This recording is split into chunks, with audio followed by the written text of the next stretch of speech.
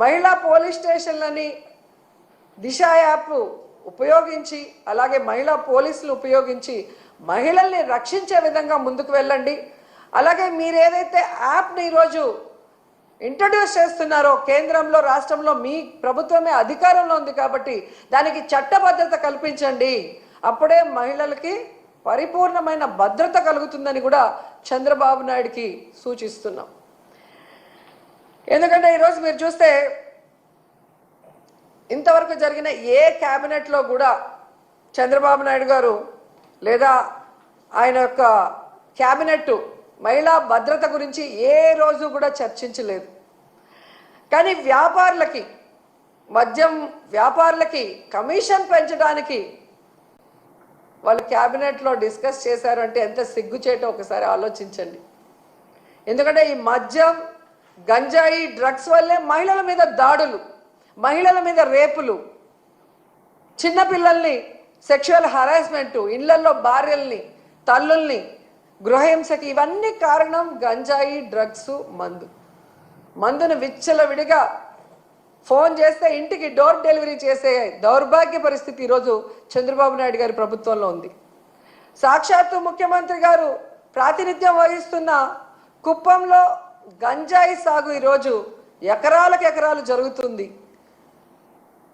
అలాగే ఈరోజు సీఎం గారు నివాసం ఉంటున్న ఈ గుంటూరు జిల్లాలో డ్రగ్స్కి అడ్డాగా మారింది.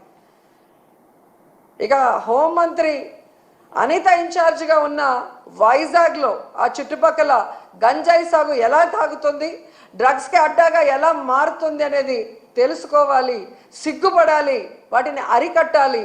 ఎందుకంటే వీటి వల్లే మహిళలకి భద్రత లేకుండా పోతుంది. ఫస్ట్ వీటిని అరికట్టగలిగితే మీరు మహిళలకి ఎంతో మేలు చేసిన వాళ్ళు అవుతారు. ఆ తర్వాత దిశ పోలీస్ స్టేషన్ల ద్వారా మీకు ఇన్ఫార్మ్ వచ్చిన వెంటనే కనుక రియాక్ట్ అయితే జగనన్న ప్రభుత్వంలో లాగా మహిళలు గుండెల మీద చేసుకొని ప్రశాంతంగా ధైర్యంగా ఉండగలరని కూడా ఈ సందర్భంగా తెలియజేసుకుంటున్నాను. ముఖ్యంగా మహిళా దినోత్సవ సందర్భంగా డిప్యూటీ సీఎం పవన్ కళ్యాణ్ గారిని ఒక 2 క్వశ్చన్లు అడగాలనుకుంటున్నాను.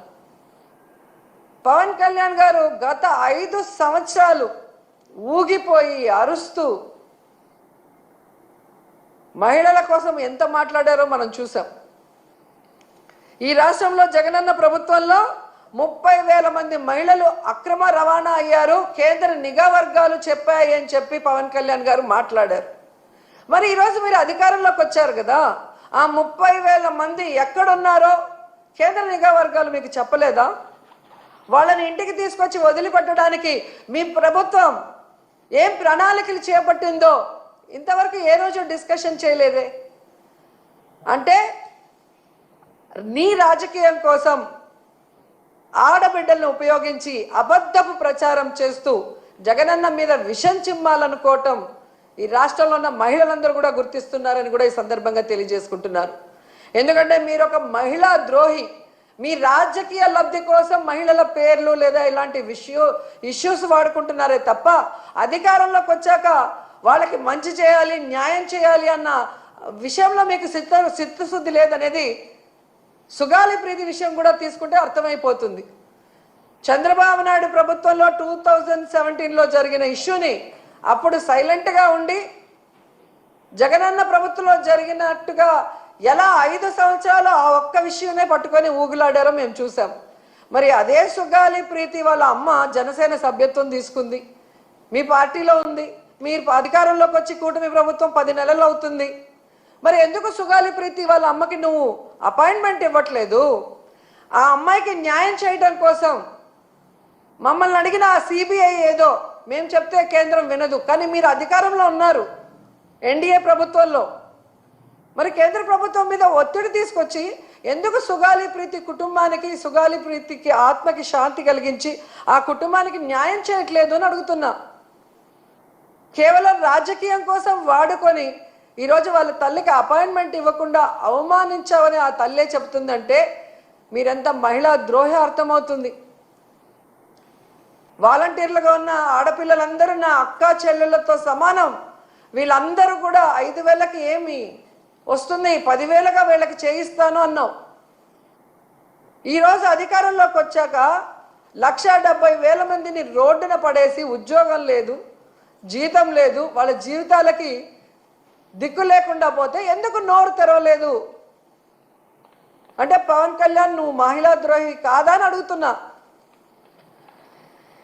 ఈరోజు మీ ఎమ్మెల్యేలు, మీ పార్టీలో ఉన్న నాయకులు ఏ విధంగా ఆడపిల్లల్ని వేధింపులకు గురి చేసి ఆడపిల్లల్ని మీ అధికారంతో భయపెట్టుకొని లోబర్చుకొని వాళ్ళని మోసం చేస్తుంటే అలాంటి వాళ్ళని పార్టీ నుంచి సస్పెండ్ చేయకుండా ఆ మోసపోయిన మహిళల్ని ఈరోజు బ్లాక్మెయిల్ చేసి సెటిల్మెంట్లు చేసి వాళ్ళతోనే మీరు ఏమి జరిగినట్టు మాట్లాడిస్తున్నారంటే ఈ రాష్ట్రంలో ఉన్న మహిళలు పిచ్చోళ్ళు కాదు, అందరూ గమనిస్తున్నారు.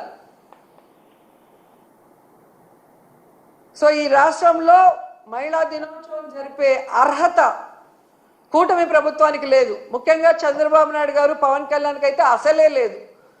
కేవలం పబ్లిసిటీ కోసం, మహిళా సాధికారత కోసం మేము ఏదో కృషి చేశామని డబ్బాలు కొట్టుకుంటే ఎవరు కూడా నమ్మే పరిస్థితిలో లేరు. ఈ రాష్ట్రంలో మహిళలందరూ కూడా ఎదురు చూస్తున్నారు, ఎప్పుడెప్పుడు ఎన్నికలు వస్తాయా, మహిళల్ని మోసం చేసిన, మహిళల్ని దగా చేసిన, మహిళలకి వెన్నుపోటు పొడిచిన ఈ కూటమి ప్రభుత్వాన్ని కూకటి వేళ్లతో పెకిలించేయాలని ఎదురు చూస్తున్నారు. ఈ కూటమి ప్రభుత్వ నాయకులు ఒక్కటే తెలుసుకోవాలి, ఆడవాళ్ళని మోసం చేసిన ప్రభుత్వాలు, ఆడవాళ్ళని కన్నీళ్లు పెట్టించిన ప్రభుత్వాలు బాగుపడిన చరిత్రే లేదు. ఈవీఎంలని మ్యానిపులేట్ చేసుకొని అధికారంలోకి వచ్చారేమో కానీ ఈరోజు ఈ మహిళల కన్నీళ్లు శాపనార్థాలకి మీరు అడ్రస్ లేకుండా పోతారని కూడా మీకు తెలియజేసుకుంటున్నాం.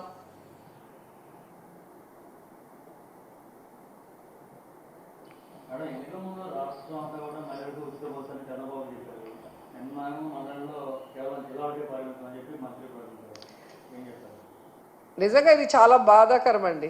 ఎందుకంటే పక్క రాష్ట్రాలలో, కర్ణాటకలో కూడా ఫ్రీ బస్ అనౌన్స్ చేశారు, సక్సెస్ఫుల్గా రన్ చేస్తున్నారు. మరి మన రాష్ట్రంలో వీళ్ళు ఇచ్చిన వాగ్దానాన్ని ఎందుకు నెరవేర్చలేదు? మిగతా చోట స్టేట్ వైడ్గా మహిళకి ఫ్రీ బస్ ఇచ్చినప్పుడు ప్రామిస్ చేసి అధికారంలోకి వచ్చిన కర్ణాటకలో, ఆంధ్రప్రదేశ్లో ఎందుకు చేయలేకపోతున్నారు? మళ్ళీ ఒక మహిళ చేతనే మేము రాష్ట్రం అంతా చెప్పలేదు,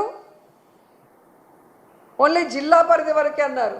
కనీసం మీ ఇంటి చుట్టే అని చెప్పకపోవటం అందరూ కూడా చూసి నవ్వుకుంటున్నారు. అంటే వీళ్ళు చేసిన తప్పులకి వీళ్ళు ఆన్సర్లు ఇవ్వరు, ఎవరో ఒకరిని బలిపశువులు చేయటం. ఆ మాట్లాడిన మహిళను చూస్తే నాకు జాలేసింది. గతంలో కూడా మీరు చూసారు, తెలుగుదేశం పార్టీలో పొగుడుకోవాలంటే వాళ్ళు వచ్చి కూర్చొని పొగుడుకుంటారు, సన్మానాలు చేసుకుంటారు. కానీ ఒకటి చేయలేనప్పుడు లేదా ఒక తప్పు జరిగినప్పుడు మహిళల్ని ముందుకు తోసి